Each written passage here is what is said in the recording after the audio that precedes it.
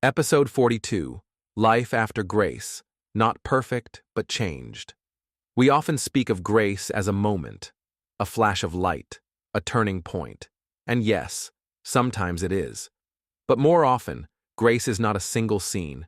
It's a slow unfolding, not a destination, but the start of a new way of walking. What happens after grace comes? That's the part we don't talk about enough. We assume everything gets better, that the wounds close, the doubts vanish, the struggles dissolve. But the truth is, after grace, life goes on. Temptations still knock, old habits still whisper. You still wake up some mornings feeling hollow or heavy. You still forget what God has already forgiven. But here's what has changed. You're not walking alone anymore. Grace doesn't make you perfect. It makes you His. And in that belonging, something quiet but powerful begins to shift. You stop hiding so much. You stop performing so hard. You begin to live from love, not just for it.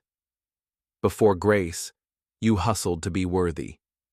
After grace, you start learning to rest in worth already given. But it's not passive. Grace doesn't make you lazy, it makes you alive. You want to do better. Not because you're scared of punishment, but because you're finally secure in love. You still fall. But now, you fall forward, into mercy, not despair. You still wrestle. But now, your identity isn't tied to winning.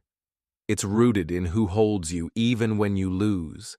You start to pray, not to get points, but because your soul knows where home is. You begin to forgive.